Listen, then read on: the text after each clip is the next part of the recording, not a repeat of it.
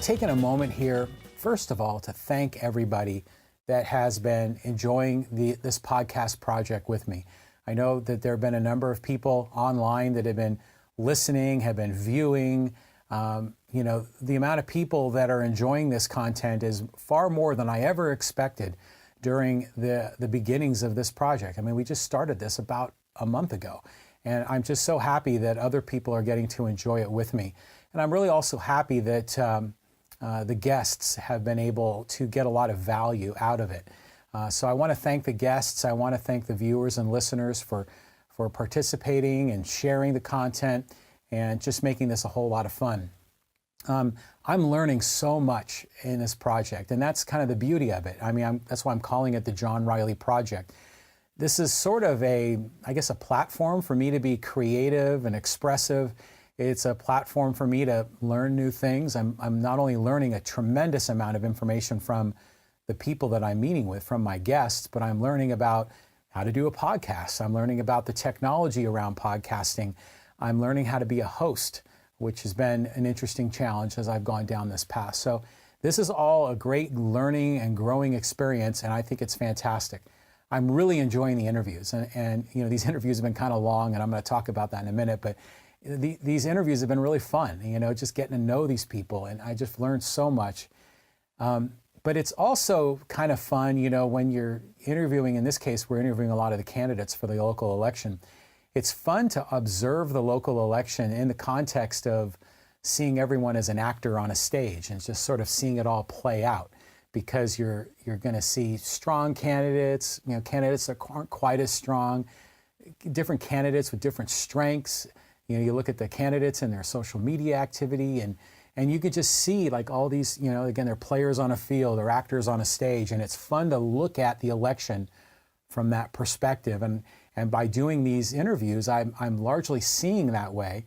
Of course, I'm looking at it as a voter, but I'm also looking at it, as I guess maybe a third-party viewing position of this whole thing, and it's a lot of fun.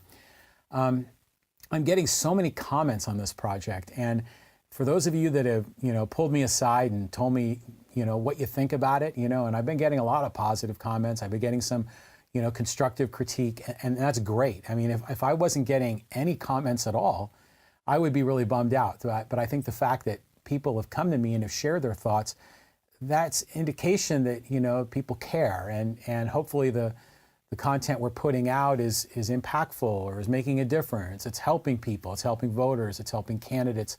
It's helping, just citizens, just learn and experience new things and new people. So for everyone that's shared comments with me, I thank you very much for it. And it's really not to be expected. I'm sort of putting myself out there. And I expect to get, some bullets fired my way as well. And I've had a few of those, but overall, the response has been very positive. So, why am I doing this? Why am I doing this project? Well, the main reason that I'm doing this is I just want to have interesting conversations. I enjoy the dialogue. I enjoy learning new things. I enjoy meeting new people. And I'm just generally curious. And so far, this has been going great. We're starting out with the Poway candidates and the Poway School Board, City Council, and mayoral candidates. And that's been a great place to start this project. And I'm learning a lot how to be a host.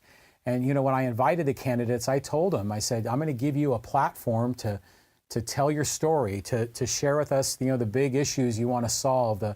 They want to tell us about your history and your background and your childhood life and the big ideas you want to pursue. I want to give all those candidates that opportunity.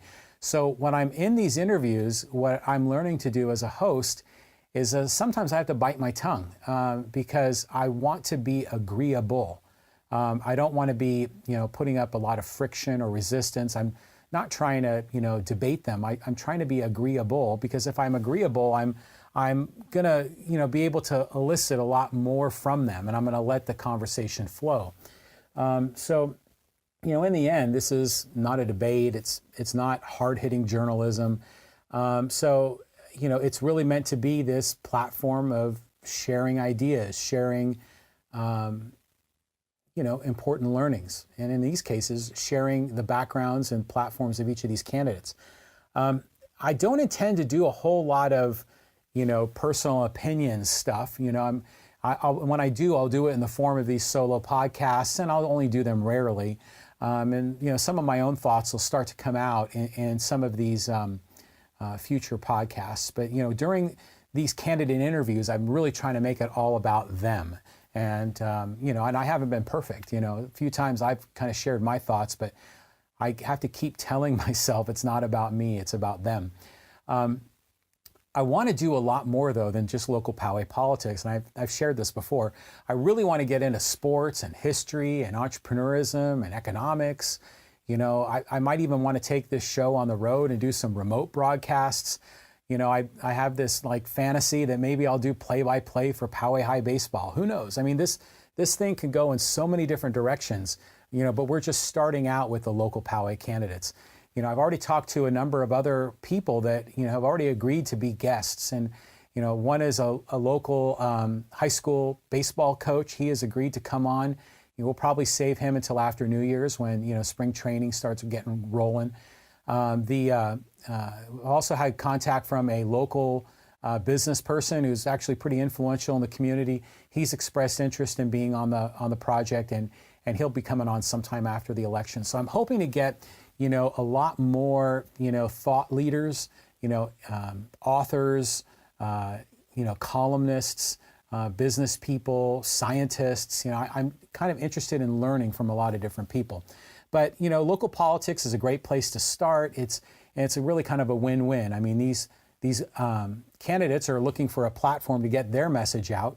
And at the same time, I'm looking to get this podcast started. So it's a great place to start. And I say it's a win-win between myself and the candidate, but in many ways it's a win-win-win because I'm benefiting, the candidate is benefiting, and then the viewers and listeners are benefiting because they get to understand and learn more about the candidate. So this is a great place to start. But I've said from the very beginning that every candidate, whether you're running for Poway City Council, Poway Mayor, or Poway School Board, including the school board positions that are not in Poway, in Area C and Area D, which are mostly in Rancho Bernardo and Rancho Penasquitos, those candidates are welcome as well. So they're all invited, and I've been trying to hustle, generating a lot of these interviews prior to this week because I know that the absentee ballots are coming out. So there's still a number of candidates that haven't come forward and shared some time with me. You could probably, figure out who those names are that haven't come. I'm not going to call them out by name, but if those are candidates you like to see, share, an hour and a half podcast with me, then please let them know and have them contact me. You can reach me at johnriley@cox.net, or you can contact me with a direct message on Twitter at johnrileypoway, or just come to the website, johnrileyproject.com. There's a little form you can fill out and share with me. So everyone's invited. All the candidates are invited. I wanted to also give some feedback. A lot of people, when they're seeing me do these podcasts, they kind of wonder about me, are you a Republican? Are you a Democrat? Are you conservative? Are you a liberal? They're trying to see if there's any bias in who I'm inviting or, the commentary that I'm offering, when I'm posting this information on social media. First of all, I'm not Republican. I'm not Democrat. In a lot of ways, I'm, flustered with a lot of the Republicans and Democrats that we see in politics today. And so I'm an independent voter. I'm no party preference. And in fact, if you look at the whole spectrum of voters, there are more independent or more no party preference voters than there are Democrats, and there are more independents than there are Republicans. So we're largely an unserved, group. I guess we're a plurality, but we're not typically served in a lot of ways. And this kind of gets to another one of my motivations in inviting all these candidates. I often, because I'm flustered with the red and the blue, the Republican and the Democrat, I often will vote for independent candidates, for third-party candidates, and And one of the things that has always really bugged me especially in the national election stage is the fact when they have presidential debates, at least not the primaries, but the general election, there's usually only 2 podiums. And that just rubs me the wrong way to no end, because there are so many more perspectives. There are other parties, there are other candidates. But for a lot of reasons, the system kind of oppresses or suppresses third parties or independent candidates, and they're always in a catch-22. You can't get on the debate stage unless your polling numbers are at a certain level, but you can't get the polling numbers up until you get more media coverage, and then you can't get more media coverage unless you're higher in the polls. And then in order to try to self-generate, yourself in the polls, you got to spend gazillions of dollars, which a lot of these third-party independent candidates don't have. So they're always in this catch-22. And I think to a degree that exists here on the local level. There are candidates that are far more well-funded than others. So I'm trying to take this theme and really apply it locally. That's why I want candidates that are highly funded and candidates that are really not funding it at all, that are just doing it on a shoestring. A few of the candidates that have come in have spent well under the $200 limit, for those that choose not to file the paperwork. So, I want to invite all the candidates, the heavy favorites and the underdogs and the whole group, because that's just sort of what I believe in. I just want to kind of give everyone that chance. As I've been doing these interviews with these candidates, I started, really feeling excited. This whole project's been really fun for me. And I was thinking, what else can I do? And I started thinking, yeah, maybe I can do endorsements. Yeah, that'd be kind of fun, and I started thinking about it, and I might have mentioned it to a few people. And then yesterday I mentioned it to my wife, Kim, and she says, you can't do endorsements. And I said, well, why not? And she said, well, of course you can't. You've been inviting people here. You're trying to make it an open conversation. They didn't know you were going to do endorsements. So you can't do endorsements. And I thought about it. And, this is when you get a reality check from your spouse, She's right. I can't do endorsements. I mean, the whole premise of this project is to learn and to grow and to have these interesting conversations. It's not meant to, divide, and it's not meant to, create friends with this group and enemies with that group. So, I started thinking about it and I go, yeah, endorsements are not at all compatible with what I'm trying to do. And then I thought about it. I mean, take other talk show host. I don't know, is that what I am, a talk show host? I'm not sure. But like a guy like Larry King, I mean, he doesn't do endorsements, so why should I? So, I think maybe I was just kind of getting a little too full of myself as I've been doing this project. So I got to reel myself back and say, okay, stick to the core principles of what you're trying to do. So again, this is all part of learning, and all part of, the thoughts that are bouncing around in my head. So yeah, no endorsements. What else have I heard from people? The most classic comment I get from everybody is they go, John, those podcasts are just too long. I mean, who has that amount of time to sit down and go through this? And I think to myself, well, yeah, I understand. I mean, most of these podcasts are about an hour and a half. I mean, there have been a few that have been shorter. Tony Russo's went for 2 hours. I mean, the one we did with John Carson was 3 hours and 15 minutes. So I get it. People are concerned about the length, but I think it's important to understand that this isn't television, where you've got, a 30-minute show, you've got commercial breaks, and everyone's got to fit into these segments. The beauty of podcasting is the fact that we can go as long as we want. There are no rules, there are no boundaries, there are no limits. So we can do what we want to do. And as long as I'm having an interesting conversation and we've got a good rhythm and good energy, then I'm just going to keep going. Now, think about how people digest podcasts. People aren't going to, I mean, there might be a few people that are going to sit down and in one swoop listen to the whole John Carson 3 hour, 15-minute podcast, but I would expect most people won't, and I think about when I consume podcasts, and I'll listen to Joe Rogan's or Dave Rubin's, and, I'll put it in my car on my drive and I'll listen to 20 minutes here, and then I'll hit pause and I'll listen to 20 minutes later in the day or the next day.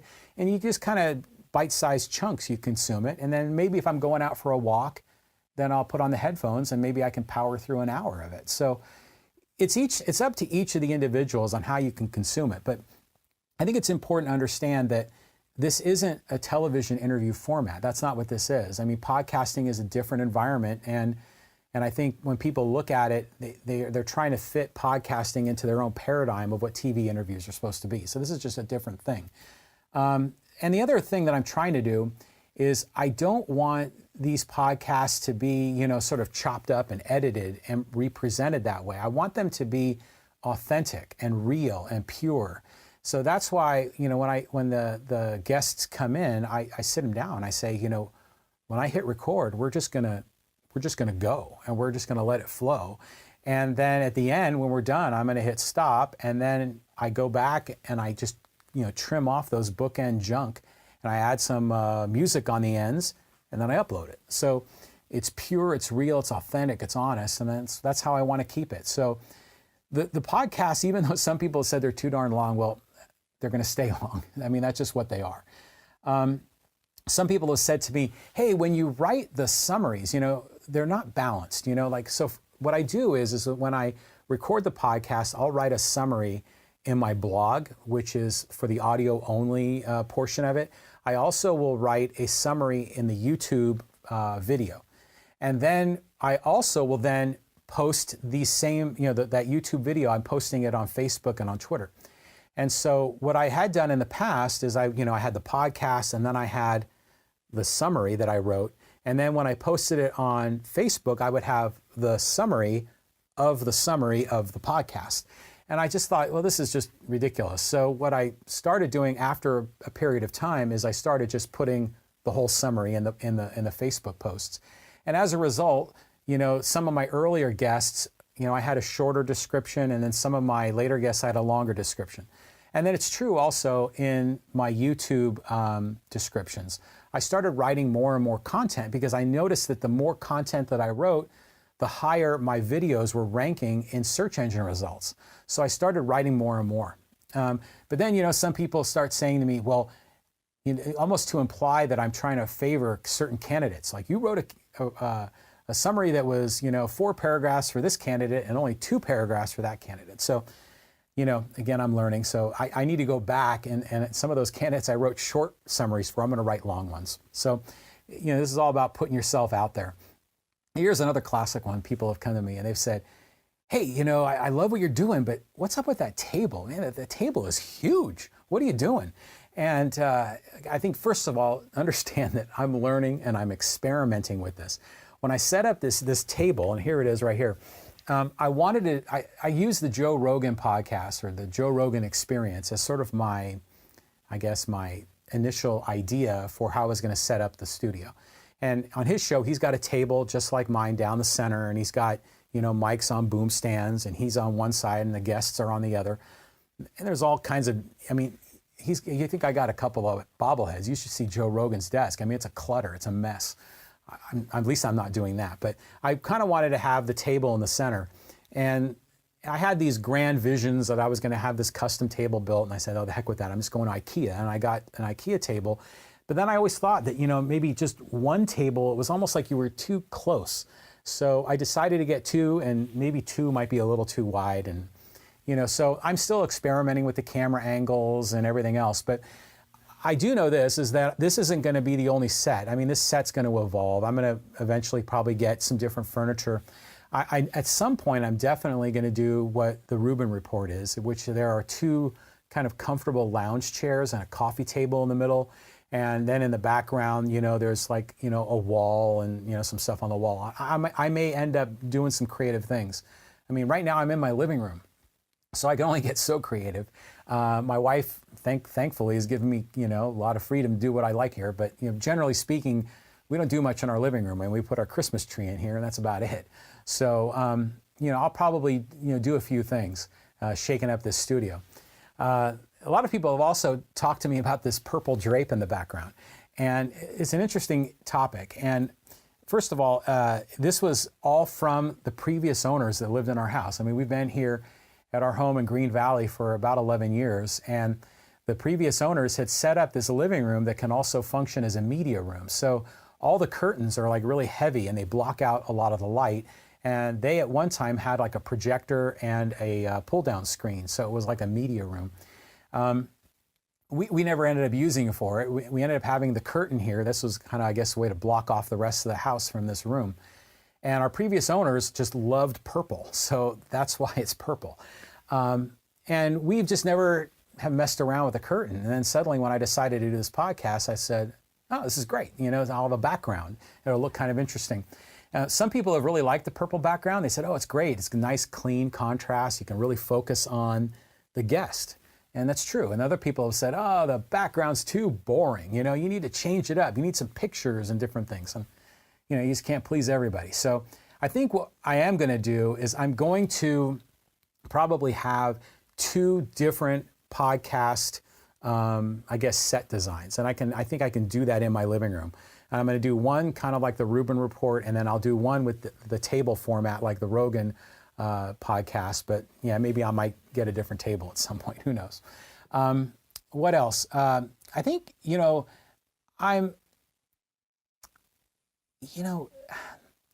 it's interesting as I'm getting into this, and then some people are asking me, well, are you trying to make money with this? Or, what's your plan?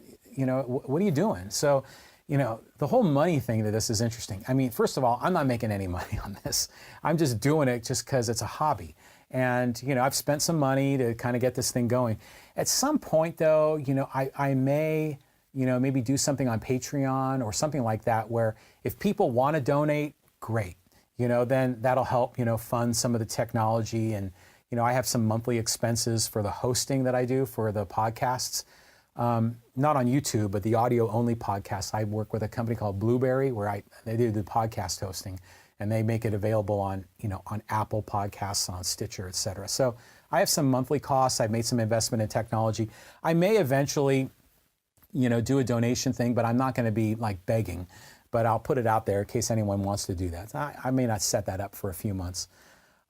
Another interesting comment that people have come up to me and have said, and they say, what a wonderful public service you're doing, making these long form videos and audio podcasts available for the voters. And, it's great, and I'm happy that I'm doing that.